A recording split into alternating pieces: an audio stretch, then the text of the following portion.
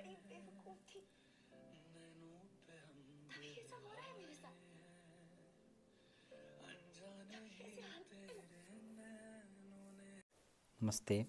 आज चाहिँ मलाई सबभन्दा मनपर्ने फिल्म मेरो फेभरेट मुभी चाहिँ जब वी मेट हो होइन। त्यसमा एउटा गीत भन्ने क्यारेक्टर छ करिना कपुरले खेल्नुभएको फिल्ममा। त्यो क्यारेक्टरको एनालाइसिस गर्छु इन एस्ट्रोलोजिकल एस्पेक्ट है। मलाई चाहिँ एउटा हाइपोथेटिकल चिना बनाउन मन लाग्छ जहिले पनि फिल्म हेर्दाखेरि, क्यारेक्टर हेर्दाखेरि यस्तो होला है यो मान्छे हेर्ने बित्तिकै यस्तो छ होला है भन्ने जस्तो लाग्छ। अनि त्यसपछि त्यस्तो भयो भने चाहिँ कस्तो हुनसक्छ चिना भन्छु, अनि त्यो चिना अनुसार एनालाइसिस गर्छु। So it's a completely hypothetical, मेरो पर्सनल फेभरेट फिल्म हो। मलाई यसको डायलगदेखि लिएर कथा, स्टोरी आर्क सबै मनपर्छ। म कथा पनि भन्दै जान्छु, अनि त्यो कथाबाट चाहिँ त्यो क्यारेक्टरले चाहिँ कसरी त्यसको चिनाबाट चाहिँ जस्टिफाई हुन्छ भनेपछि एस्ट्रोलोजी लर्न गर्न पनि कतिलाई सजिलो हुन्छ होला होइन। मान्छेको क्यारेक्टर नेचर चाहिँ कसरी आउनसक्छ त्यसको बारेमा आज हेर्छु है त। सबभन्दा फर्स्ट कम्बिनेसन चाहिँ हामीले जहिले पनि लग्नबाट हेर्नुपर्छ होइन। लग्नको मालिक बाह्रमा गयो भनेपछि लग्नको मालिक बाह्रमा गयो भनेको त लग्न भनेको आफू सेल्फ, आफ्नो आइडेन्टिटी आफू। 12th हाउस भनेको लस, घाटाको भाग। आफूले आफूलाई घाटामा नलगिकन त्यो मान्छेले कहिले पनि आफूले आफूलाई बुझ्न सक्दैन है।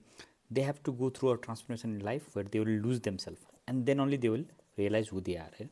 सो करिना कपुरलाई चाहिँ जहिले पनि के भयो त, एउटा लाइफमा यस्तो ठुलो धक्का पुग्यो कि ऊ एक्लोपन हुनु पऱ्यो, एक्लै बस्नु पऱ्यो। 9 महिनासम्म ऊ चाहिँ के गर्छ त, एउटा स्कुलको टिचर भएर बस्छ क्या। त्यसपछि मात्र उसको निड के हो, उसको इच्छा के हो, ऊ को हो भन्ने कुरा उसले बुझ्छ।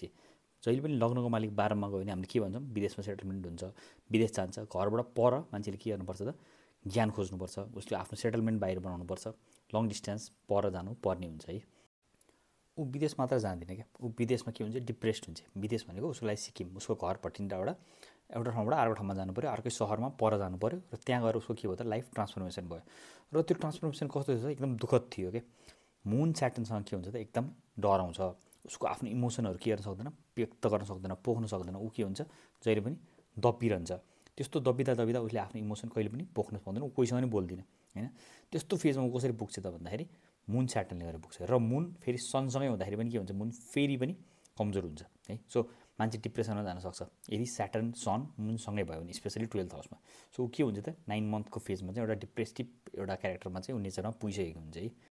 अब फर्स्ट हाफको कुरा गर्ने हो भने एकदम टकेटिभ होइन, डिप्रेसनको ठ्याक्कै उल्टो, यस्तो ह्याप्पी च्याप्पी एकदमै त्यो हुन्छ नि, बोलिरहनु पर्ने मान्छे। बोल्ने कहाँबाट हेर्ने त, बुधबाट हेर्ने।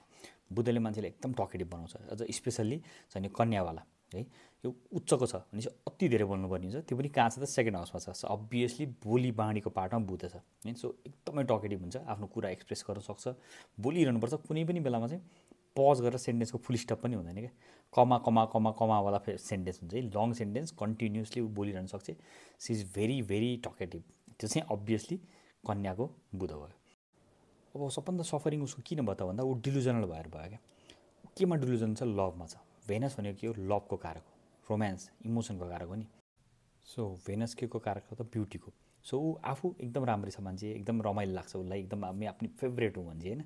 सो उसको चाहिँ उसले आफूले आफूलाई माया गर्छ, मन पराउँछ। शुक्र लग्न भएको मान्छेले आफूले आफूलाई राम्रो बनाइरहन्छ, मेकअप बढी गर्छ भन्छ नि, त्यो भनेको सेल्फ केयर गरे हो, सेल्फ लभ गरे हो, सेल्फ लभ गर्छ।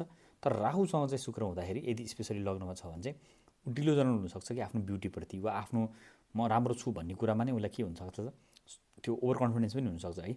अब यो सनको कारणले र सन र जुन स्याटर्नवाला छ त्यहाँ पनि आउँछ कन्फिडेन्सको कुरा चाहिँ, सनबाट पनि हेरिन्छ। तर लग्नको शुक्र र राहुले पनि के गर्ने भयो त उसलाई, त्यो एउटा डिलुजनल बनाइरहनु भयो। ऊ चाहिँ आफ्नो एउटा संसारमा रमाउने भयो, उसको आफ्नोलाई बोयफ्रेन्ड, उसको लभ, उसको भावमा के छ त, उसले आफैले एउटा संसार बुनेकी छ नि त होइन। म भागेर बिहा गर्छु भन्ने उसले के छ, एउटा कथा बनाइरहेको छ, जुन कथा चाहिँ रियालिटीमा एकदम डिफ्रेन्ट छ। उसले आफैले एउटा क्रिएट गरेको हाइपोथेटिकल एउटा संसारमा ऊ बसिरहेको हुन्छ। अब हामी 7th हाउसमा गयौँ भने 7th हाउसमा जुपिटर केतु छ है।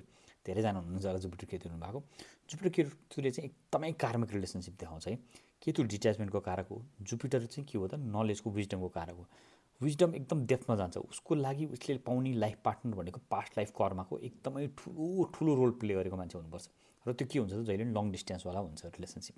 किनभने त्यो 11 नम्बर जुन घर छ, 11 नम्बर 7th हाउसको जुन नम्बर छ त्यो स्याटर्न हो। स्याटर्न गएको छ फेरि 12th मा छ, लङ डिस्टेन्स रिलेसनसिपहरू हुने भयो। सो उसको हस्बेन्डसँग पनि ऊ के हुँदैन त, बस्न पाउँदैन, गर लङ डिस्टेन्सवाला, परवाला, आफ्नो घरबाट निकै पर भएको डिस्टेन्स भएको मान्छेसँग उसको के हुन्छ त, विवाह हुन्छ है। सो त्यो क्यारेक्टर पनि मिलेको छ। र यो कुरामा उसलाई सबैतिरबाट दुःख देखिरहेको छ नि, जुन गाह्रो भइरहेछ नि, त्यसलाई बचाउनको लागि चाहिँ भाग्यको ठुलो खेल हुन्छ है। अब भाग्यको भावमा जाउँ है त। यो सबै सफरिङ उसले जुन इस्युजहरू भोगी, तर त्यो सबै इस्युबाट नि त ओभरकम त भयो नि। मङ्गल के छ त, 9th हाउसमा आफ्नै घरमा छ। त्यो मङ्गलको दृष्टि हुन्छ, चौथो दृष्टि। त्यो चौथो दृष्टि कहाँ हुन्छ, 12 भावमा हुन्छ। त्यो 12 भावमा भएको सूर्य र मुन स्याटर्नको लागि, मुनको लागि चाहिँ again not a good beauty plus at all होइन, मुन त एकदमै पीडित छ, मान्छे डिस्प्रेसनै गइसक्यो। तर त्यो मङ्गलले आँट दिएको छ नि त, ऊ घरबाट भाग्नलाई नै आँट गरेको छ होइन, घरबाट भाग्नको लागि पनि त आँट चाहियो, त्यो पनि उसको लागि त्यही मङ्गलले आँट गराएको हो, त्यो करेज दिएको थियो होइन, त्यही भएर आँट गरेर भागी। तर त्यो आँट गरिसकेपछि पनि उसको लाइफलाई उसलाई पुऱ्याएर दुःख दिइसकेपछि पनि त्यही मङ्गलले चाहिँ उसलाई के गर्छ त, रिकभर गरेर फिर्ता पनि लिएर आउँछ है। So this is my analysis of Kareena Kapoor. So this is my favourite character, one of the favourite movie. एकदम मैले एस्ट्रोलोजी इन्ट्रेस्ट भएको भएर मलाई यस्तो होला भनेर त्यही सोचिरहेको हुन्छु, फिल्म हेरेर हुन्छु, रमाइरहेको हुन्छु।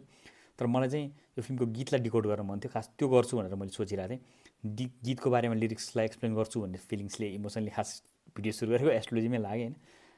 यदि यो भिडियो मन पऱ्यो भने डेफिनेटली अर्को भिडियोमा चाहिँ म नेना तेरे कजरारे हैं भन्ने गीतको चाहिँ I will try to explain why that songs carry such a emotion in that part of movie. त्यो मुभीले कसरी क्यारी गर्छ करिनाको आर्कलाई, वा त्यो मुभीमा त्यो सङ्ग किन इम्पोर्टेन्ट छ र त्यो सङ्गको मिनिङ के हो डिपर, त्यसको बारेमा बुझ्दैछ है त। थ्याङ्क यू फर वाचिङ, नमस्ते।